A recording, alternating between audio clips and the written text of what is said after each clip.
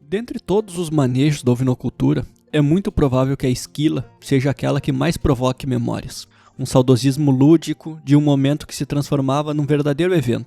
As fazendas, sempre tão restritas e rotineiras, recebiam as comparsas, nome dado para a turma dos esquiladores, e naquela época, em virtude do tamanho dos rebanhos, eram comum comparsas grandes, com uma dúzia de trabalhadores ou até maior. Elas eram numerosas, vinda de todos os lugares do Rio Grande do Sul e por vezes até com uruguaios e argentinos. Era a certeza de causos, de contos, histórias e risadas. A mangueira enchia, reunia-se todo o bicharedo, 1.000, 2.000, 5.000 lanares para serem esquilados. Churrasco, prosa e chimarrão antes do dia clarear, e aos primeiros raios de sol, as tesouras já começavam em seu bailado sincronizado. Como uma orquestra sinfônica, todos sabendo suas funções, todos atuando de forma coordenada, se comunicando só em olhares, com a plasticidade de uma engrenagem e todos regidos pelo barulho do motor que fazia as tesouras trabalharem. Quando eu me refiro àquela época, eu estou falando do início dos anos 90, e esse relato é o que eu pude presenciar, é o que eu tenho na minha memória. Lembre-se que um pouco depois disso, no meio dos anos 90, coincide com a crise da lã, desvalorização do produto e diminuição do rebanho ovino. Eu tenho 36 anos, e quem é um pouco mais experiente que eu, vai relatar as épocas da esquila como eventos ainda maiores, mais vultuosos. Em 1979, ou seja, época de uma ovinocultura ainda muito forte no Rio Grande do Sul, mas que vinha, aos poucos, perdendo espaço, os esquiladores tiveram uma de suas maiores homenagens. No palco da Califórnia da Canção Nativa, o maior festival de música gaúcha, Telmo de Lima Freitas compôs uma poesia em forma de música chamada Esquilador.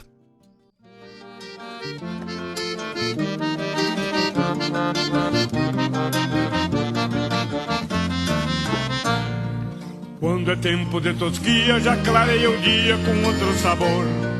Quando é tempo de tosquia, já clareia o dia com outro sabor. As tesouras cortam em um só compasso, enrijecendo o braço do esquilador. Mais do que ter ganho o prêmio máximo do festival, a tão disputada Calhandra de Ouro, a música se tornou um dos hinos da cultura gaúcha. Era uma abordagem diferente da praticada na época, pois mais do que retratar a lida campeira, havia uma crítica social e uma profundidade ímpar. Reparem nesse trecho, abre aspas. Quem vendeu tesouras na ilusão povoeira, volte para a fronteira para se encontrar. Fecha aspas. É uma frase muito profunda, com muitos significados, já falava de questões sociais, já falava sobre o êxodo. E isso tudo em 1979. Bom, passada essa parte saudosista do tema, vamos avançar para o conteúdo do nosso episódio.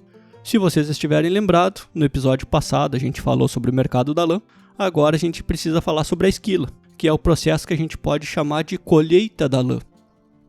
E nós gostamos de fazer essa analogia com colheita, porque fica mais fácil de entender o quão importante é esse processo para a gente obter um melhor produto. Pensem comigo o custo de uma colheitadeira de soja, e o quanto ela evoluiu nos últimos anos, o quanto ela foi aprimorada e ajustada.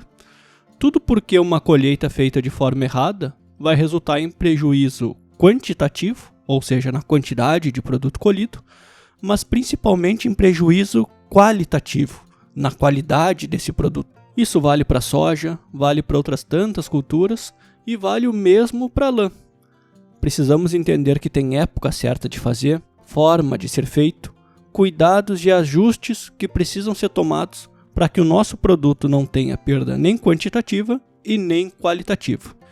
O episódio de hoje será sobre todos esses detalhes e cuidados que a gente precisa tomar para termos a nossa lã da melhor forma possível. Esse é o 24º episódio da nossa série de podcast, onde o nosso desejo é promover a ovinocultura através do compartilhamento das nossas informações e conhecimento, ou seja, dividindo as nossas experiências. Ele é realizado por mim, eu me chamo Ney, e junto comigo nesse projeto está a Vanessa. Ambos somos médicos veterinários e produtores rurais. Além desse podcast, que fica disponível no Spotify, também temos perfil no Instagram, Facebook e YouTube. Convidamos vocês a nos seguirem lá, só procurar pelo nome do nosso projeto, @maisovinos. Esse vai ser mais um daqueles episódios longos. Inclusive, quem puder, nos avisa lá no Instagram se prefere episódios mais curtos ou mais longos. A nossa ideia preferencial é por episódios mais curtos, mas quando separamos os temas, a lã ficou concentrada em somente 2 episódios, e tem muita coisa pra gente falar sobre ela. Para falar de esquila, nós vamos precisar relembrar aqueles fatores que interferem na qualidade da lã, principalmente comprimento, finura, resistência e contaminações. A gente vai ter que conversar sobre os melhores momentos para se fazer isso, sobre como fazer, sobre a armazenagem e alguns outros pontos importantes como o bem-estar animal. Falando sobre a esquila, ela pode ser realizada de diferentes formas e de diferentes métodos, tanto com tesoura elétrica, tocada a motor, quanto com tesoura manual. Vamos separar em 2 grandes grupos, onde um é a esquila mais tradicional, onde o animal é imobilizado para que ele seja feita a esquila, e o outro a esquila com o animal solto. Essa imobilização feita na esquila tradicional se chama maniar. Lembrem da música do esquilador, onde um descascarreia e o outro já maneia. Maniar, então, é imobilizar a ovelha, prendendo pelas patas com um barbante. Dessa forma, o animal fica imóvel para que ele seja esquilado. Então, na esquila tradicional, normalmente a gente começa esquilando as patas e barrigas, depois esquila-se todo um lado do animal, vira-se ele, esquila-se todo o outro, finaliza pela cabeça e o pescoço. Mas essa ordem varia um pouco de esquilador para esquilador, ela não é uma ordem fixa. Já na esquila com o animal livre, seja essa esquila pelo método Tali-Hai ou pela técnica de Bowen, consiste no animal sem maniar. O esquilador vai posicionando esse animal de uma forma estratégica, ele senta o animal, prende ele entre as pernas e com movimentos coordenados evita que esse animal se movimente, e a esquila em si é feita toda por movimentos pré-definidos. Isso é muito importante. Existe uma ordem exata de como começar e como terminar, onde a tesoura vai passar primeiro, onde vai passar depois e consequentemente. Sobre a ótica do bem-estar animal, eu, particularmente, não vejo como nenhum absurdo ter que imobilizar o animal, ter que maniar ele para realizar algum procedimento, a não ser que esse animal esteja gestante. Aí sim não se deve maniá-lo. Porém, quando existe a opção de realizar qualquer procedimento sem maniar, se existe a opção de não precisar maniar o animal, é inegável que essa técnica está mais de acordo com o bem-estar animal. É muito mais confortável para o animal ser esquilado sem precisar ser imobilizado. Além disso, a esquila com animal solto ainda foi desenvolvida com esses movimentos pré-definidos que tem por objetivo preservar a qualidade da lã. A gente vai falar disso um pouquinho mais para frente. Ainda falando em bem-estar animal, a gente precisa lembrar que o processo da esquila faz parte de uma prática que respeita o bem-estar animal. A lã ela é uma fibra de crescimento contínuo para os ovinos lanados. Ao longo de um ano, uma ovelha vai produzir aí, em média 3, 4, 5 quilos de lã. E a gente está falando de uma ovelha que pesa 40, 45, 50 quilos. Ou seja, 10% do peso dela é lã. Não é difícil de imaginar então que quando se tem excesso, quando se tem muita lã, começa a causar alguma dificuldade de mobilidade. Ela é, querendo ou não, um sobrepeso. Dificulta para andar, dificulta para deitar, dificulta para levantar. E aí a gente pode pensar que pode chover nesses meios tempos e essa lã então vai ficar ainda mais pesada, com mais dificuldade. Então, tal qual cortar um cabelo, de tempos em tempos a retirada da lã, desse excesso de lã, é um processo de conforto para os ovinos. Claro que para isso é preciso estar atento a algumas questões, épocas que devem ser feitas, formas que devem ser feitas e outros detalhes que a gente vai conversar aqui ao longo do episódio. Mas o fato é que a esquila não é uma causadora de dor, uma causadora de desconforto ou de qualquer outro mal. E isso é preciso ser dito porque, infelizmente, com o passar do tempo e o distanciamento que a população urbana teve para a rural, hoje é muito comum encontrar quem pense o contrário.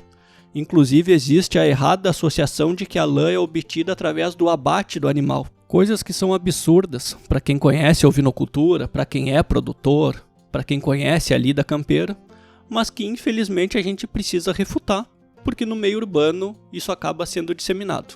A verdade é que a ovinocultura é uma atividade apaixonante e que preconiza o bem-estar animal. A lã, mais do que todos os outros produtos, é a expressão de animais bem cuidados. Porque problemas de saúde, problemas sanitários, problemas alimentares ou grandes estresses refletem diretamente na qualidade da lã. Portanto, para a gente ter uma lã de qualidade, a gente precisa ter animais bem criados, bem manejados, bem nutridos, saudáveis e num ambiente propício. A verdade é que ninguém gosta do que não conhece, e a gente precisa que mais gente comece a conhecer de novo a ovinocultura e a lã. Bom, a esquila sendo o processo de remoção da lã do animal, dessa retirada da lã do animal, o produto desse processo então vai ser a lã. Mas nem toda a lã que recobre o animal tem as mesmas características e a mesma qualidade. E lãs de diferentes características e diferentes qualidades vão ter diferentes empregabilidades lá na frente para a indústria. Por exemplo, a lã que nasce na barriga do animal, ela sofre processos e traumas ao longo da vida que a lã da região das costas não sofre. E isso vai impactar na qualidade e no uso dessa lã. Nós poderíamos fazer um episódio só sobre isso. Tem várias subdivisões, mas de uma forma geral, vamos dizer que a gente pode dividir a lã em dois grandes grupos. Um grupo de garra e um grupo de velo. Na garra, nós vamos incluir toda aquela lã que por algum motivo teve depreciação na sua qualidade durante a vida do animal. Lembre-se daqueles 4 pontos principais sobre a qualidade da lã: comprimento, finura, resistência e contaminações. Então na garra vão estar incluídas essas lãs de baixa resistência, lãs mais curtas e lãs contaminadas. A lã da barriga, lã do topete, lã das patas e lã da região perianal, a região da bunda do animal. Essas são partes que fisiologicamente a lã vai possuir uma menor qualidade industrial. Isso não quer dizer que elas não tenham qualidade ou empregabilidade. Isso só quer dizer que ela vai ser diferente das demais. E por outro lado, a gente vai ter o velo, que é a lã que vai recobrir o corpo do animal, região da paleta, das costas, do costilhar, do lombo e dos quartos. 2 curiosidades que talvez nem todos saibam. A primeira é que o animal não possui uma uniformidade de qualidade de lã por todo o corpo. Se a gente pegar a micronagem como exemplo, se a gente fizer um teste de micronagem para medir a finura da lã do animal, o resultado vai ser a média que vai representar aquele animal. Mas é natural que esse mesmo animal tenha regiões do corpo com micronagens mais altas e outras com micronagens mais baixas. Via de regra, a lã ela é mais fina na região da paleta e ela vai ficando mais grossa conforme vai chegando à região dos quartos, sendo que a região da costela vai ser mais ou menos a média e normalmente então é onde também deve ser retirada as amostras para se fazer a micronagem. Claro que não é uma oscilação gigantesca. Vamos fazer um exemplo hipotético, seria um animal que tem a micronagem 22, por exemplo. Na região da paleta possivelmente vai ter 21, 21,5. E quando a gente for mais para a região dos quartos vai ser 22, 22,5. Quanto menos oscilar, melhor, mas essa oscilação sempre existe. A segunda curiosidade, que esse animal com 22 micras, por exemplo, que a gente está usando como exemplo, não necessariamente terá a mesma micronagem ano que vem e nos próximos anos. Lembrem que a gente já falou, e vamos falar um pouquinho mais para frente de novo, que a qualidade da lã é reflexo dos cuidados desse animal, principalmente sanitário, clínico, nutricional e de manejo. Então ela tende a oscilar de um ano para o outro. Claro que se tudo ocorrer dentro da normalidade, essa oscilação vai ser muito baixa, mas não havendo esses cuidados que a gente comentou nessas questões, essa lã ela tende a oscilar de um ano para o outro. Bom, no episódio passado sobre o mercado da lã a gente já falou sobre esses fatores que interferem na qualidade da lã, que são vários. Nesses também a gente já citou alguma coisa. E a gente tem esses 4 que são imprescindíveis para a gente ter uma boa lã. O primeiro, comprimento. O segundo, resistência, porque não adianta ter uma lã comprida e ela se romper, ela precisa ser resistente. O terceiro é contaminante, e aqui a gente vai incluir também as lãs naturalmente coloridas. E o quarto é a finura, que é a medida em micras, que é a micronagem que a gente costuma falar. Entre outros tantos que a gente poderia falar sobre qualidade, vamos pegar esses 4 e recapitular um pouquinho cada um deles. Começando pelo comprimento, embora tenha uma variação entre as raças, a lã ela vai estar num comprimento adequado para ser transformada em fio quando ela atingir mais ou menos ao redor de 10 centímetros. Isso tem uma variação, não é um número preciso, mas vamos usar 10 centímetros como exemplo. E para a gente entender por que ela não pode ser muito menor que isso, a gente precisa lembrar como que é o processo que a fibra passa para se transformar em fio. Após ser lavada, penteada e cardada, vem todo o processo que a gente chama de fiação, ou seja, de fazer o fio. Seja manual, em roca ou em fuso, ou seja industrial, a sistemática ela é muito semelhante, ela é a mesma. A lã ela vai ser torcida em torno de si mesmo, em alta velocidade, enquanto ela é tracionada. E vai se sobrepondo novas mechas de lã para que essa torção e sobreposição unam as fibras e formem o fio, que pode ser mais grosso ou mais fino, a critério da necessidade que se almeja ou até pela capacidade do artesão, ok? Mas e aí, nesse processo de fiação, se nós tivermos no meio mechas de lã muito curta, o que pode acontecer? Elas, por serem mais curtas, ao sofrerem essa torção e sobreposição, naturalmente elas vão ter menor área de contato para se entrelaçar e formar o fio. Pensem comigo uma fibra de 10 centímetros, como a gente comentou, sofrendo esse processo, logo são 10 centímetros para ter contato, para se entrelaçar com outras mechas, enquanto ela é torcida. Agora, no meio, vai ter uma de 5 centímetros. Ela vai ter metade da área para fazer essa conexão. O resultado mais provável, quando a gente mistura fibras muito curtas, são dois. Quando o fio que está sendo formado ele for mais fino, possivelmente ele pode se romper.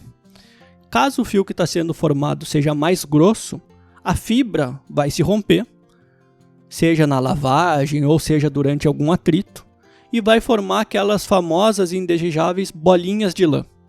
Esse é um ponto curioso também porque existe a lenda que roupas de lã formam bolinha, o que não é verdade. As bolinhas só acontecem quando há erro humano no processo, ou seja, quando a gente mistura lãs curtas com lãs maiores, ou lãs com pouca resistência. Resistência é o nosso segundo ponto, e ele vai estar diretamente ligado então no que a gente acabou de falar. Uma lã que tinha lá seus 10 centímetros de comprimento, quando vê ela não tem resistência, ela se rompe no meio. O que a gente tem agora? 2 pedaços de 5 centímetros. É basicamente o que a gente já falou sobre comprimento. Lá se foi a qualidade do nosso fio. A resistência é afetada pela qualidade de vida que esse ovino teve entre os intervalos da última esquila e a esquila atual, ou seja, do período que formou a atual mecha de lã.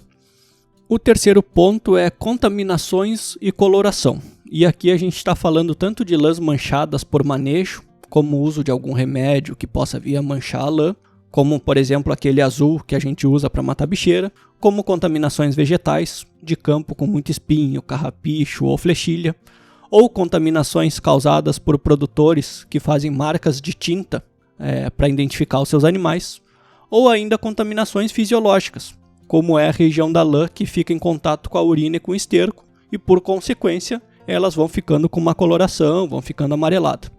Também entram nesse critério os animais que são naturalmente coloridos, como a gente falou no episódio passado.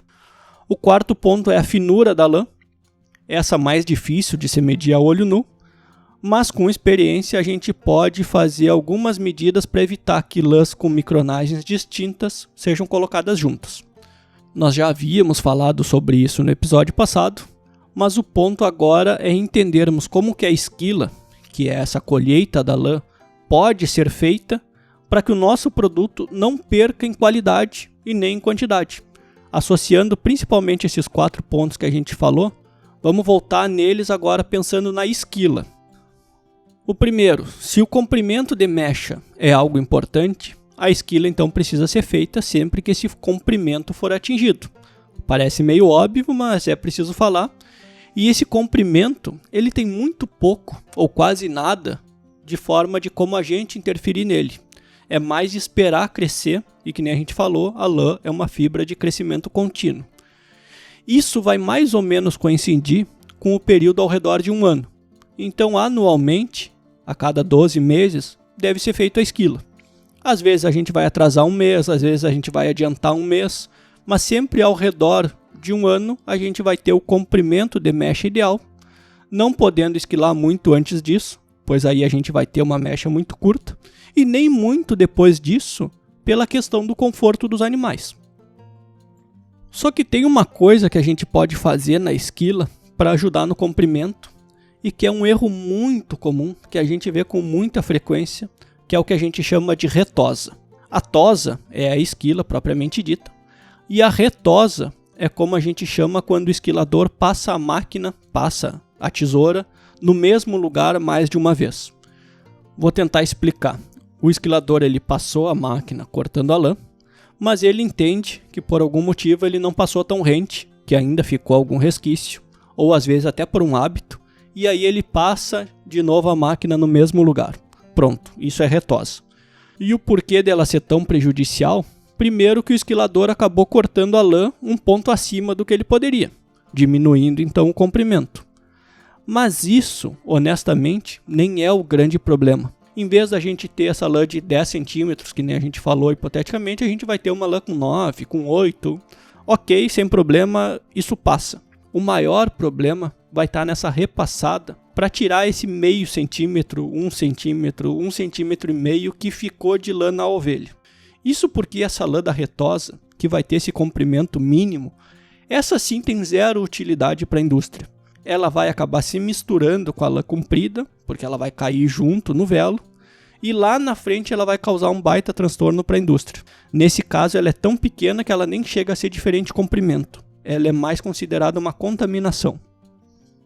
Seguindo nos nossos itens, a resistência e como a esquila pode nos ajudar, após esquilar cada animal, é preciso fazer um teste, velo por velo, da resistência. Um teste simples, pega uma mecha com as duas mãos, testa a resistência puxando ela firme e a lã ela não pode se romper facilmente.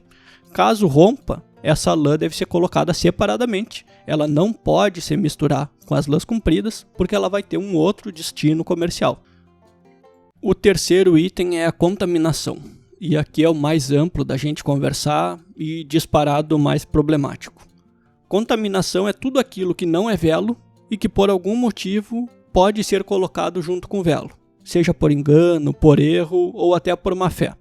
Tudo, seja lã naturalmente colorida, seja retosa, que a gente acabou de comentar, sejam sujidades naturais, como folha, galho, espinho, seja misturar lãs tingidas, lãs pintadas, lã de garra, o barbante da maneia ou até o esterco que às vezes vem junto na lã. E é uma coisa que acontece muito, porque fica alguma lã no chão, o pessoal varre para juntar essa lã, e daí junto já vem todo tipo de sujeira e já se mistura com o velo, e a gente acaba então liquidando com a qualidade daquele lote porque a gente misturou contaminantes com velo. Isso pensando em quando a gente está esquilando em um local adequado, com piso limpo. Mas não é raro a gente encontrar esquilas que são feitas direto em piso de chão batido. Vai estar cheio de sujidade, cheio de terra, e tudo aquilo vai junto com a lã para ser embolsado. Outro fator de contaminação muito comum é a embalagem que a lã vai ser armazenada.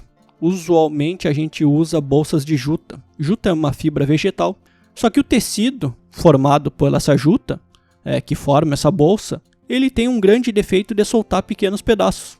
Se a gente abraçar uma bolsa de juta e tirar do corpo, a gente vai ver que vai ficar a nossa blusa cheia de pedacinho. Isso já é o suficiente para contaminar a lã. Pior do que bolsa de juta, tem gente que ainda usa aqueles big bags, que ele é de plástico, só que ele é um plástico que solta pedaço. E pior, que normalmente esses big bags são reutilizados. Então dentro vai ter resto de semente, resto de fertilizante ou material que vinha nele. Uma vez um técnico resumiu essa falta de cuidado com uma frase que eu uso até hoje. Ele falou assim: embolsar a lã de qualquer maneira, querendo dar volume, juntando coisas que não deveriam estar ali, é como fazer linguiça de filé mignon. Filé mignon é um produto nobre e é um produto que tem bom preço. Colocar dentro de uma tripa e misturar com carne de segunda, misturar com gordura, não faz eu ter mais filé mignon, faz eu ter linguiça, que é um produto menos nobre e de menor preço. Daqui a pouquinho a gente vai falar sobre os processos que ela passa no pós-porteira e vai ficar mais fácil de entender como essas contaminações depreciam a nossa lã. E aí, pensando na esquila e como ela pode nos ajudar a evitar essas contaminações, é tomando uma série de cuidados. Ela precisa ser feita num ambiente adequado, os animais preferencialmente que já estejam sem essa lã da garra, ou que tenha-se muito cuidado para não misturar essa lã com velo, retirar lãs manchadas e sempre esquilar as naturalmente coloridas em separado. Daqui a pouquinho a gente vai montar um passo a passo de como seria essa esquila ideal. O quarto ponto que a gente falou é a finura. E se não houver uma seleção mais criteriosa, sabendo a micronagem de cada animal, no mínimo se deve esquilar então animais de diferentes raças em momentos distintos, pensando que dentro das raças a gente vai ter micronagens semelhantes. E assim então a gente evita que fibras mais finas se misturem com fibras mais grossas. Mas se possível, se a gente tiver algum técnico com experiência, já ajuda bastante a formar essa seleção. Sobre as qualidades, de um ponto de vista mais prático, a gente pode dizer que contaminação, resistência e comprimento são pré-requisitos. Não dá para falar em qualidade de lã sem esses três. E quando a gente parte para precificação, ou seja, para definir o valor, aí tem mais a ver com a finalidade que essa lã vai ser usada. O principal critério é a micronagem. Diferentes finuras de lã terão diferentes empregabilidades. Então, finura define o preço, comprimento, resistência e contaminação são pré-requisitos para a gente ter um negócio. Eu vou citar um outro item que junto com a micronagem vai definir o preço, que é o rendimento ao lavado. Rendimento ao lavado significa medir quanto sobra de lã após ela ser lavada, ou seja, quanto de lã realmente tem ali. Vamos pensar hipoteticamente numa bolsa de lã de 100 kg. Chegou na indústria, você retirou aquela bolsa, você retirou a lã daquela bolsa, você colocou para lavar. Ao final do processo da lavagem, quantos quilos de lã sobrou? Ou quantos quilos de lã a gente vai ter? Esse é o rendimento ao lavado. No processo de lavagem, vai ser retirada a gordura da lã, as sujidades, terra, poeira, um pouco de material vegetal que veio junto, enfim, vai lavar para que a gente tenha um produto final que seja só lã. Ou seja, quanto maior for o capricho do produtor ao esquilar, maior vai ser o rendimento. Da mesma forma que em ambientes com pouco cuidado, uma lã muito suja vai ter menor rendimento. Portanto, é natural e compreensivo que produtores que tiveram maior zelo na retirada da sua lã, na colheita da sua lã, recebam valores melhores porque eles vão ter rendimento ao lavado melhor. E rendimento ao lavado e micronagem são os dois pontos principais para precificar a lã. Após essa colheita da lã, saindo da fazenda, o caminho que naturalmente essa lã deveria percorrer seria ir para a lavagem. E eu digo seria porque para ela ir para a lavagem, direto saindo da fazenda, todos esses cuidados que eu comentei precisariam ter sido feitos. Mas quem está nos ouvindo e tem um pouquinho de vivência, sabe que aqui no Rio Grande do Sul, na maioria absoluta das esquilas, elas acabam não tendo esses cuidados. Infelizmente, a gente ainda está muito distante dessa realidade. E aí, em vez de ir para a lavagem, essa lã vai precisar passar por uma triagem. Na triagem, toda a lã que chega, ela é desembolsada. Coloca-se essa lã sobre umas mesas e algumas tantas pessoas passam aí literalmente revirando toda essa lã para retirar todas as contaminações e tudo aquilo que não é velo e que vai estar junto. Tudo que não deveria estar ali. Isso é muito trabalhoso, é praticamente procurar agulha no palheiro. Precisa de muita gente para fazer, precisa de muitas mãos e precisa de um bom tempo de serviço. E além do mais, todo esse processo de triagem, ele serve para amenizar os descuidos da hora da esquila. Ele ameniza, mas ele nunca mais vai conseguir deixar 100% essa lã. Que lá na frente, na hora de ser transformada em fio, na hora de virar um tecido, na hora de virar uma peça do vestuário, ela não vai ter a mesma qualidade de lãs que foram devidamente colhidas. E isso é importante deixar claro, porque esses descuidos na esquila e na hora de embolsar a lã podem até ser amenizados, e vai ter muito custo para amenizar, mas eles não podem ser totalmente revertidos. Essa lã jamais vai atingir os melhores mercados. E para quem gosta de lã, para quem estuda lã, isso chega a causar até uma dor. É ver aquela fibra nobre que a natureza está nos oferecendo, que levou um ano inteiro de cuidado para se transformar, sendo desvalorizada por um descuido, por fazer sem os cuidados devidos, por fazer de qualquer jeito, por querer fazer rápido e confundir velocidade com eficiência. Enfim, o trabalho de um ano inteiro posto fora em um único dia. Por outro lado, nós somos produtores e a gente sabe que ter essa conversa é muito difícil, e que ela precisa de um grau de maturidade muito grande. Nós estamos num ciclo vicioso onde a lã tem sido mal remunerada e isso muitas vezes desestimula o produtor a fazer da melhor forma possível. Muitos produtores argumentam que não há motivo para fazer todo o processo da forma correta se no final o valor pago não é compensatório. Como eu falei, esse é um processo de maturidade da cadeia, onde em algum momento a gente vai precisar quebrar esse ciclo. Agora, analisem comigo. Se nós temos uma lã que perdeu qualidade no seu processo de colheita, além disso, essa lã precisou de muita mão de obra para ser reclassificada. Além disso, a gente acabou de falar, essa reclassificação ela não deixa 100%, ela só ameniza. Me parece óbvio que a consequência disso vai ser uma lã que vai ser desvalorizada, uma lã que não vai atingir os melhores preços. E é isso que vem acontecendo.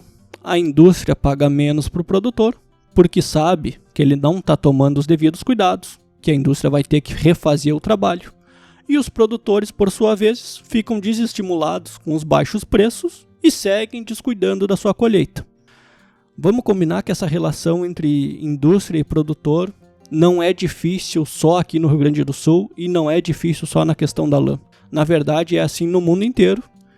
E aí, com toda essa conjuntura na cadeia da lã, surgiu a ideia de reformular a forma dessa colheita da lã. Foi uma demonstração de amadurecimento da cadeia, no qual todos os elos envolvidos, em conjunto, ajustaram os pontos de como essa esquila poderia ser feita e de como a lã deveria ser armazenada, para que dessa forma chegue até a indústria um produto de qualidade e que isso possa ser revertido em melhores preços ao produtor rural.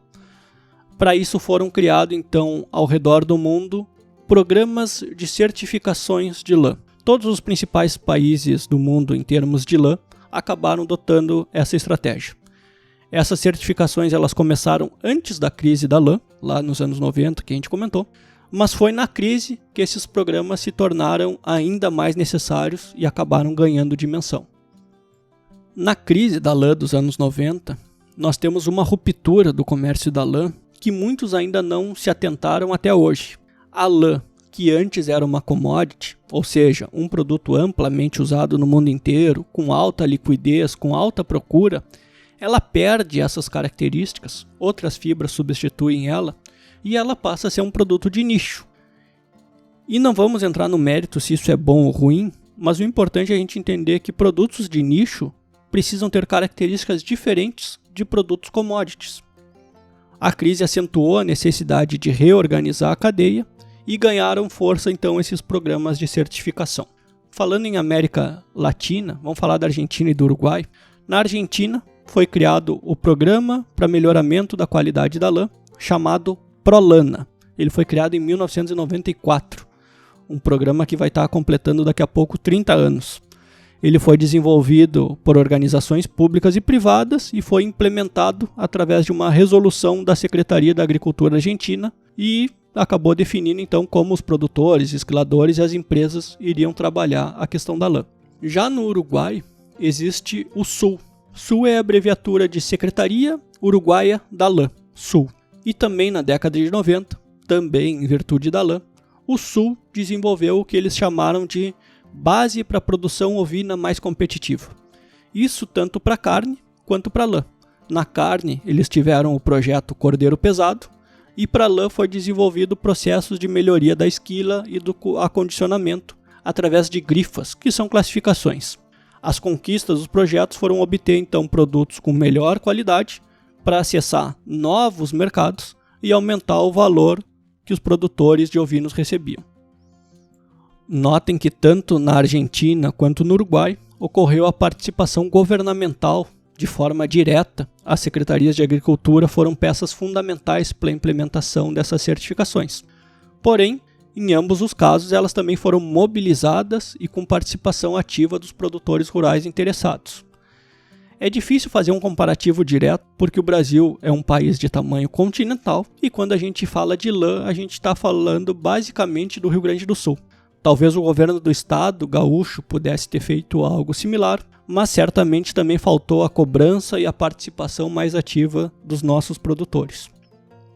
Porém, em agosto de 2021, então ainda muito recente, capitaneada, ou seja, organizada pela Associação Brasileira dos Criadores de Ovino, a Arcor, foi idealizado o Programa de Certificação da Lã Gaúcha, muito semelhante tanto ao Programa Uruguaio do Sul quanto ao Programa Argentino do Prolana. Ela organiza todo o processo da esquila e do acondicionamento dessa lã, o que a gente está chamando aqui de colheita. Citando os objetivos do programa, ele visa conscientizar o produtor de que os cuidados na colheita da lã são necessários para a valorização desse setor, capacitar as comparsas para a melhoria da colheita e estabelecer parcerias com as indústrias visando o aprimoramento da oferta e do mercado. Se para alguns produtores o programa gaúcho pode estar de alguma forma atrasado, principalmente quando a gente compara com os programas argentinos e uruguaios que estão fazendo quase 30 anos, eu vejo isso como um reflexo da falta de iniciativa dos nossos produtores e dos elos da cadeia. Então o que me cabe não é reclamar quanto ao atraso, e sim elogiar, e muito, a atitude da atual diretoria da Arcor em desenvolver o programa e de todos aqueles que de alguma forma estão participando do projeto. Certamente o desafio vai ser muito grande, porque a gente sabe de todas as dificuldades que a cadeia encontra. Para quem tiver mais interesse nesse tema, entra no site da Arcor, www.arcoovinos.com.br. Tem uma aba lá com o selo da classificação e lá tu vai encontrar todas as informações que precisa de como ele funciona. Assim como na Argentina e no Uruguai, o programa aqui também é de adesão voluntária, o produtor só participa se quiser, e caso ele não queira, a sua lã vai seguir as negociações convencionais, como estão acontecendo hoje, onde normalmente vai vender ou para uma cooperativa ou para um barraqueiro.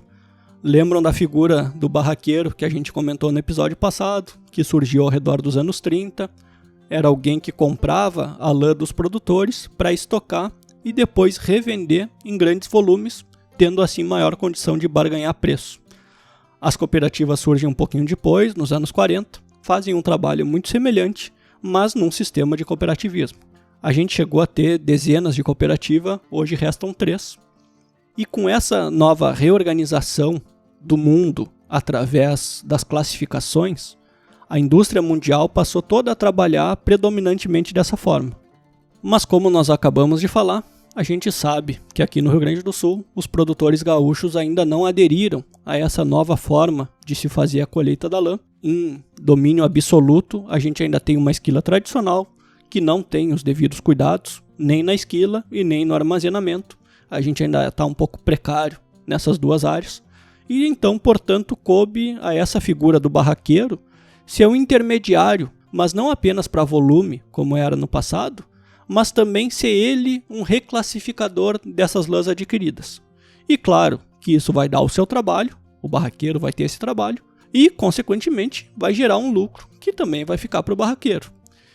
Esse lucro podia estar indo para o bolso do produtor, muitos criticam a figura do barraqueiro, eu não vejo dessa forma. Eu acho que eles são facilitadores do negócio, facilitadores da cadeia, e se eles não fizessem isso, possivelmente nós estaríamos numa situação ainda mais difícil. Mas o fato é que o trabalho feito por eles pode ser realizado na propriedade, durante a esquila, melhorando a qualidade da lã e melhorando a remuneração, que aí sim ficaria para o produtor. Basicamente, esses programas de certificações eles são manuais de como proceder, de boas práticas de conduta na hora de esquilar e armazenar. Eles são muito parecidos entre si. A forma de esquilar escolhida foi a tally high, aquela em que o animal é solto, que não tem maneia, em que os movimentos são pré-estabelecidos e o velo sai de forma inteira, o que facilita muito em todo esse processo de classificação. Esse processo de classificação pós-esquila e antes de embolsar, a gente chama de trabalho de mesa. E o trabalho de mesa consiste em avaliar velo por velo para poder assegurar que todos eles tenham o comprimento adequado, que eles tenham resistência e que estejam livres de contaminações, livres de fibras curtas, livres de sujidades, de marcas de tintas ou coisas do tipo. Feito o trabalho de mesa, o velo então é finalmente embolsado e vai estar pronto para ir para a indústria. E aí sim, a forma como essa lã vai chegar na indústria tendo sido certificado, vai facilitar muito todo o processo. Lembrem que a gente acabou de falar que pelo método tradicional eram necessárias várias pessoas para ficar revirando e reclassificando as bolsas e que mesmo assim a qualidade final não ficava melhor. Agora essas pessoas não são mais necessárias e a qualidade final vai estar preservada. Ou seja, vai ter uma economia de mão de obra para a indústria e vai ter uma preservação dos critérios qualitativos da lã. Mas diferente de descrever esse manual das certificações, seja do programa de certificação brasileiro, uruguaio ou argentino ou qualquer outro, a gente queria nesse episódio fazer um passo a passo de como a gente entende que seria importante para a gente ter uma boa esquila, pensando na lã e pensando no animal. Muito do que a gente vai citar vai ser muito semelhante ao que está proposto na certificação e algumas coisas nem tanto. E o nosso objetivo com esse passo a passo não é dizer o que é certo e o que é errado, mas sim compartilhar com vocês o que a gente entende que seria a melhor forma. E aí cada um que vai estar nos ouvindo vai conseguir comparar com a forma que realiza e vai refletir se vale a pena fazer algum ajuste, se cabe, se não cabe. Isso, claro, dentro da sua capacidade e das suas possibilidades. Por exemplo, na nossa opinião, todo o movimento da esquila precisa ser feito sobre um piso de alvenaria. Dessa forma é possível limpar bem o piso e evitar que as sujeiras entrem em contato com a lã. Mas pode ser que quem está nos ouvindo não tenha uma área assim e tampouco possa fazer um movimento nesse sentido de investimento para construir essa área. Bom, aí a gente vai entrar com aquela ideia de fazer o melhor possível dentro da realidade de cada um. E se não dá para ter um piso de alvenaria, mas a gente sabe que um piso de chão batido é ruim, quem sabe então a gente faz um meio termo colocando alguma espécie de lona plástica grossa para cobrir o chão e minimizar os problemas. É disso que a gente está tentando falar. Ideia não é excluir ninguém, pelo contrário, nosso objetivo é capacitar e cada um, dentro da sua realidade, vendo as suas possibilidades, vai buscar evoluir. Bom, vamos lá. A primeira questão, a grande maioria dos produtores eles já cuidam, que é animais naturalmente coloridos ou animais com manchas, eles precisam ser esquilados por último. Preferencialmente depois que toda a lã dos animais anteriores já foi embolsada e já está lacrada. Esquilar animais naturalmente coloridos antes ou durante a esquila dos demais é a certeza de que algum pedacinho de lã vai acabar contaminando as demais. Nessa mesma linha de raciocínio, caso a propriedade tenha animais de diferentes raças, ou faça cruzamentos, ou tenha animais com micronagens muito distintas, esquila-se primeiro os animais com lã mais fina, encerrando essa parte passa para os demais. A ordem de entrada então precisa ser de animais com lã mais fina e depois, posteriormente, os de lãs mais grossas. Entra aqui aquela frase que a gente comentou de fazer linguiça. Não adianta querer misturar uma lã de maior valor com outra, no fim tu acaba prejudicando as melhores em vez de melhorar as demais. O segundo ponto, talvez seja o mais importante e que vai fazer toda a diferença na qualidade final do produto, é que antes de tirar o velo, todos os animais são esquilados para retirar as demais lãs que não são velo. E isso vai fazer toda a diferença, é uma diferença gritante na qualidade da lã final. Vamos tentar explicar. Em vez de esquilar a ovelha inteira de uma vez só, primeiro a gente vai retirar só a garra de todos os animais. É o que muitos chamam de tosa higiênica, esquila higiênica, alguns chamam de descole ou de descascarreio. Ovelha por ovelha, a gente vai retirar a lã da barriga, lã da pata, lã ao redor da bunda e o topete, de todos. Feito isso, embolsa toda essa lã, limpa a área da esquila. Daqui para frente, tudo que entrar, tudo que for esquilado, vai ser velo e vai ser um velo com baixa contaminação. A contaminação cai drasticamente. É uma diferença da água para o vinho. Normalmente, quando a gente fala isso, a primeira preocupação do produtor é que, puxa vida, então a gente vai ter que pegar todas as ovelhas 2 vezes, isso vai dar um trabalhão. Sim, todas as ovelhas vão ser preciso pegar 2 vezes, mas isso não é um trabalhão. Tirando o fato de pegar as ovelhas 2 vezes, literalmente, essa limpeza prévia é adiantar um trabalho que daí não vai preciso ser feito posteriormente. O tempo gasto é praticamente o mesmo, acrescido de muito pouco. principalmente se a gente comparar os benefícios que isso causa. Só isso, se isso fosse feito, já seria uma revolução na qualidade da nossa lã. O terceiro ponto é a forma da esquila, o método. E o método de eleição é a esquila Tally-High. Por tudo que a gente já conversou hoje, é o método que está mais alinhado com o bem-estar, os animais livres, animais sem precisar maniar. É um método também que preconiza retirar o velo inteiro, sem recorte, sem retosa, não adianta, tem que ser a esquila Tally-High. O quarto ponto que a gente vai falar é sobre a estrutura e a logística que está envolvendo a questão. Mas reforçando, a gente vai falar o cenário ideal e cada um vai buscar fazer o melhor dentro das suas possibilidades. Praticamente todo produtor sabe que a lã precisa ser esquilada seca, ela não pode estar molhada, ela não pode sequer estar úmida. Então o ideal é que a gente tenha um local coberto para que os animais que vão ser esquilados possam ficar previamente. E esse local preferencialmente tenha piso de alvenaria, assim, além de evitar a umidade, ainda evita que a poeira do chão entre em contato com a lã e acabe aumentando a sujidade. Se for um piso ripado, melhor ainda. E o local onde a esquila vai ser realizada tem que ter essas mesmas características. Precisa ser coberto, precisa ter piso. Para que seja fácil de higienizar, para que tenha boas condições para os esquiladores trabalharem e a lã não sofrer nenhuma contaminação externa. Além disso, algo que auxilia muito, mas que a gente vê muito pouco, é que sobre o piso de alvenaria, onde vai ser feita a esquila, se coloque um estrado. No local onde o esquilador vai esquilar, um estrado pequeno de 1,5 por 1,5. Porque aí, se porventura a ovelha vir a defecar ou urinar durante a esquila, ou se houver o processo da retosa que a gente comentou, cai no chão e evita que entre em contato com o velo que vai estar sobre o estrado. Falamos então da ordem para esquilar, falamos da limpeza prévia do garreio antes de tirar o velo e falamos um pouquinho sobre instalações. Vamos falar agora sobre o trabalho de mesa. Trabalho de mesa, como a gente já comentou, é o velo que acabou de ser retirado da ovelha, ele vai ser exposto um por um sobre uma mesa. E um por um vai ser feito os últimos cuidados antes de embolsar ele. O teste de resistência, tirando uma mecha e tracionando, para ter certeza que essa lã é resistente. Vai se fazer algum desborde que seja necessário, que seja preciso. O desborde é retirar aquela volta de lã que fica, que ainda é garra, mas que não saiu, né, na esquila anterior. Ou seja, normalmente ali na volta da região da barriga fica alguma coisa, ou na volta da região da bunda. Retirar alguma coisa de ponta queimada, que são aquelas lãs manchadas de urina ou de fezes, que também deveriam ter saído na esquila do garreio, mas que porventura alguma coisa fica. Retirar alguma mancha de tinta, se porventura a propriedade usa esse tipo de identificação, pintar as ovelhas com tinta para identificar, se retira aí.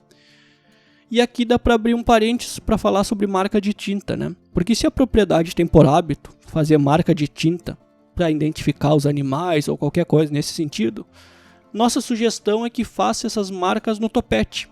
Visualmente é até melhor, tu vai enxergar de mais longe e tu não vai depreciar o velo, porque caso esteja no velo, a gente precisa tirar ele. O trabalho de mesa então vai ser esse desborde, o teste de resistência, a retirada de algum contaminante que porventura ainda esteja. A mesa em questão também deve ser um estrado, isso porque, como o velo sai inteiro na esquila Tally-High, ao ser posto sobre a mesa, naturalmente o que não for velo tende a cair, e isso auxilia bastante. Acabou o trabalho de mesa, as lãs então elas vão ser direcionadas para ser embolsada, e aí sempre embolsando lãs semelhantes. Por exemplo, se no teste de resistência algum velo se rompeu, esse vai ser direcionado para ser embolsado com outros velos que também se romperam. Se foi retirado algum pedaço de lã com tinta, essa vai ser embolsada com outros pedaços de lã com tinta. As pontas queimadas com outras pontas queimadas e assim sucessivamente. Como nós já falamos, toda lã tem a sua aplicabilidade, mas serão funções diferentes e principalmente elas vão precisar passar por processos diferentes.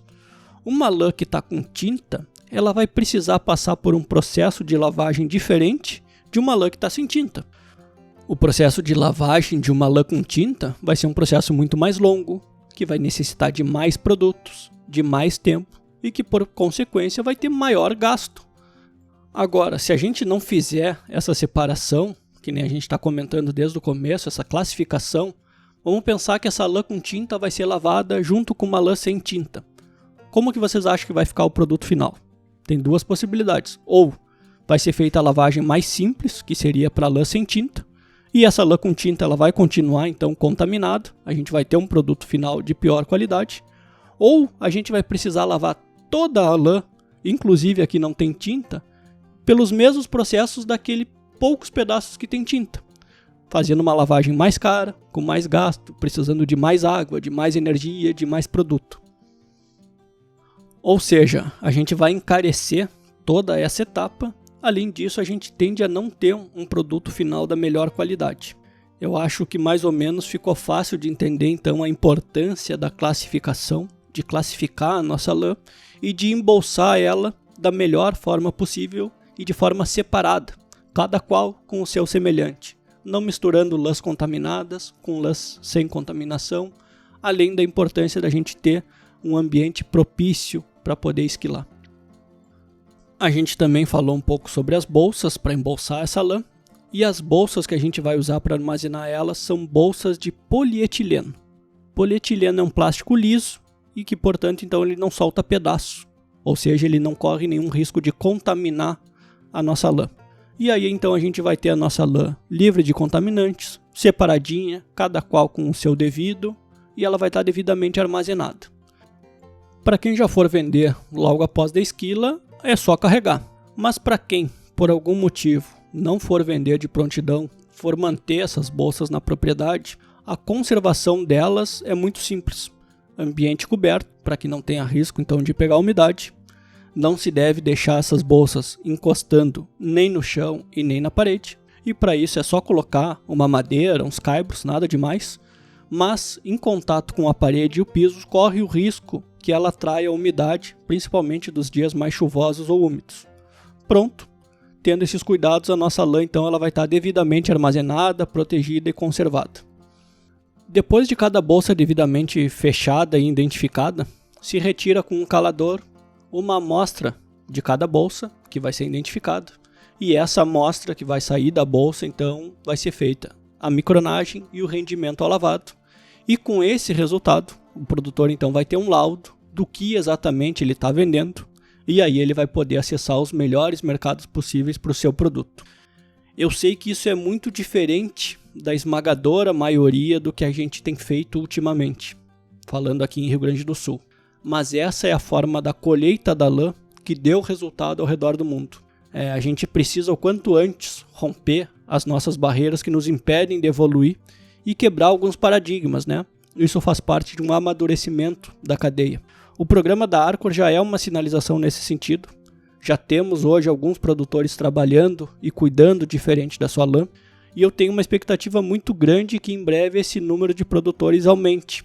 Falando de uma forma muito franca, o modelo de negócio que os produtores e as indústrias fizeram até hoje, e que ainda existe aqui no Rio Grande do Sul, é um modelo que a gente pode definir como perde-perde. A indústria sabe que o produtor não toma os devidos cuidados, sabe que não vai receber uma lã sem contaminantes, ou melhor, sabe que vai receber uma lã com contaminantes, com problemas. Automaticamente, então, a indústria rebaixa o preço pago ao produtor. O produtor cada vez recebe menos, se sente até no direito de descuidar do seu produto. Eu estou generalizando porque é uma ampla maioria, mas a gente sabe que existem exceções. Até o modelo de negociação que é mais adotado aqui no Rio Grande do Sul hoje, que é baseado basicamente só em padrão racial, é uma amostra do quanto a gente está defasado. Existem diversos modelos de classificações para negociações, não vamos entrar neles hoje. Tem o modelo Bradford, tem aqueles que falam de prima A, prima B, cruz, enfim. O mundo evoluiu, principalmente nesses critérios de micronagem e rendimento ao lavado, se mostrou a forma mais justa possível, mas aqui no Sul a gente ainda está muito falando sobre raça. Eu tenho tantos quilos da raça tal para vender, quanto estão pagando na raça tal. Honestamente, raça pode até te dar uma noção de que lã tu tá falando, mas ela não pode definir preço. Pensem comigo, por exemplo, a raça ideal. Vamos usar a raça ideal como exemplo. Dentro do standard da raça ideal, são aceitos animais de 19 micras e animais de 23 micras e meia. Ambos, tanto de 19 quanto de 23, estão dentro do padrão da raça ideal. Só que uma lã de 19 micras e uma lã de 23, a diferença entre elas é um oceano de diferença. São muito diferentes, embora as duas sejam lãs de ideal. E aí, o que vocês acham se a gente vender apenas como sendo lã da raça ideal? Vocês acham que a indústria ela vai estar mais propensa a pagar uma lã pensando que vai estar recebendo 19 micras ou uma lã de 23 micras? Para mim, me parece óbvio que é de 23 micras. Como eu não sei quando esse episódio pode estar sendo ouvido, eu preciso dizer que eu estou gravando ele hoje, dia 9 de janeiro de 2023. E para exemplificar o que eu estou dizendo, eu entrei no site do Sul, que é o Secretariado Uruguaio da Lana, que a gente já falou, e lá no site tem as cotações da lã. A lã com 19 micras, hoje, ela está cotada em $5,60. Fazendo uma conversão do dólar a 5,20, que é mais ou menos o que está hoje, isso significa que a lã de 19 micras está R$ 29,00 o quilo. Já a lã de 23 micras e meio, no site está cotado a $3,45, fazendo a mesma conversão, R$ 18,00. Ou seja, a lã de 19 micras, R$ 29,00 e a lã de 23 micras e meio, R$ 18,00. Tem mais de 50% de diferença de valor. Em ambos os casos eu estou falando de uma lã ideal, da raça ideal, que estaria dentro dos conformes das características raciais da ovelha ideal, mas eu estou dizendo que entre uma e outra tem 50% de valor. Em ambos os casos eu fiz por base de rendimento de 77% de rendimento ao lavado. E as indústrias sérias ao redor do mundo inteiro se organizaram dessa forma: pagar sobre a micronagem e sobre o rendimento ao lavado, sabendo que aqueles pré-requisitos de resistência, de comprimento e de contaminação foram observados. E para comparar com o nosso mercado gaúcho, hoje eu entrei em contato com alguns compradores locais de lã, com algumas barracas, e o preço que eles me ofertaram pela lã ideal, de 10 a 12 reais. Não me questionaram micronagem, não me perguntaram sequer que tipo de esquila nós teríamos feito para essa lã ou não. Simplesmente falaram, a raça é tal, então o preço é tal. E obviamente o preço vai ser o pior possível. Eles sabem que eles vão precisar refazer boa parte do trabalho, que possivelmente seja uma lã contaminada, porque é assim na nossa grande maioria dos casos.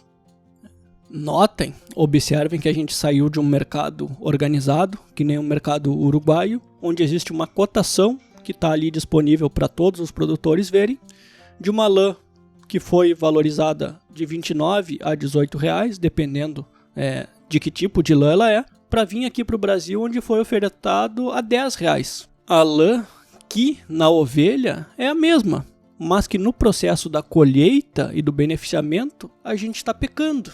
É ou não é um desperdício de uma matéria-prima tão nobre? Um ano inteiro dessa fibra crescendo, um ano inteiro da gente cuidando a ovelha, nutrindo ela, não deixando ela passar por enfermidades, cuidando da questão sanitária, de todos os manejos, para nós mesmos desvalorizarmos o nosso produto dessa forma. Um ano inteiro de trabalho posto fora em um único dia.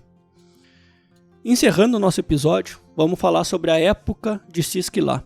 E isso é um critério do produtor, normalmente não faz parte das certificações, mas existe uma melhor época de esquilar, ou pelo menos existem cuidados que a gente precisa tomar a respeito disso. A lã é um isolante térmico. A gente já falou sobre isso no nosso episódio passado. E a função de um isolante térmico é impedir ou evitar, amenizar as trocas de temperatura. E isso vale tanto para o calor quanto para o frio. Muitos até associam de forma errada a lã apenas para o frio. Isso não é uma verdade, volta àquela história que a gente precisa conhecer e informar melhor sobre o nosso produto. No inverno, a lã, com essa função de isolante térmico, evita que o frio que está do lado de fora, do lado externo, entre em contato com o animal. Então a lã acaba mantendo ele na temperatura dele, preservando a temperatura do corpo. No verão ocorre a mesma coisa. A lã evita que esse calor excessivo entre em contato e acaba preservando o animal na sua temperatura. E a lã, ela é tão incrível que além desse fator de isolante térmico, ela não esquenta. A lã em si ela não esquenta como outras fibras. Então ela é ótima tanto para o inverno quanto para o verão. A diferença vai estar no tipo de roupa, tipo de peça, mas aqui a gente está falando em questão dos animais. E pensando do ponto de vista dos animais, a gente pode concluir então que é interessante que nas temperaturas extremas o animal tenha um pouco de cobertura de lã para lhe conferir proteção. Então, que no auge do verão ele tenha pelo menos um pouco de lã e que no auge do inverno ele tenha pelo menos um pouco de lã. Logo, as melhores épocas para esquilar são na primavera ou no outono. Primavera é ali setembro, outubro, novembro. Outono é março, junho, julho. Dessa forma, a gente vai entrar nos períodos mais intensos do ano com uma cobertura de lã para os animais que vai lhe conferir proteção. Lembra que a gente está falando de uma esquila por ano, então que ela seja feita ou no outono ou na primavera. Então não é o ideal deixar o animal completamente desprovido de lã no auge do verão ou no auge do inverno. Mas, se porventura for necessário esquilar um animal no auge do inverno, ok, com algum ajuste nada demais vai acontecer. Agora, se nós esquilarmos e de um dia e no dia seguinte essa temperatura oscilar muito, mudar 10, 15, 20 graus, o que não é raro de acontecer, aí sim a gente pode ter um problema. Então a gente precisa sempre monitorar o tempo e caso a gente tenha previsão de oscilação de temperatura, a gente vai ajustando a data da esquila. Tendo esses cuidados, não é preciso deixar animal preso pós-esquila, não é preciso nenhum outro tipo de cuidado específico. Mas claro, para quem tiver condições, é sempre muito interessante ter um potreiro com proteção perto das casas para deixar esses animais nos primeiros dias, até eles se habituarem a essa nova condição agora sem lã. Aqui no Rio Grande do Sul, a maioria das propriedades elas esquilam na primavera, que coincide com o período de assinalação ou de desmame dos cordeiros. Do ponto de vista da ovelha, a gente acabou de dizer que é uma boa época, né? Então ela vai entrar no verão com uma lã baixa, mas já com um pouco de lã, o que vai proteger ela nos calores mais intensos. E essa lã baixa também de alguma forma nos ajuda a míasis, com as bicheiras, a gente consegue identificar melhor. Agora, do ponto de vista da lã, a melhor época para esquilar seria o outono. O outono ele conciliaria o melhor para a lã e para o animal. E tem um benefício gigantesco para quem esquila no outono, que é poder fazer a esquila pré-parto. A gente sabendo os dias que a gente encarneirou, a gente consegue agendar e conciliar para que essa esquila seja feita pré-parto.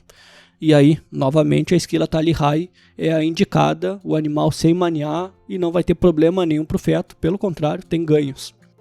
Com a esquila sendo feita pré-parto, nós vamos ter uma lã de melhor qualidade, um animal esquilado numa época boa para ele e nós vamos ter um futuro cordeiro muito melhor.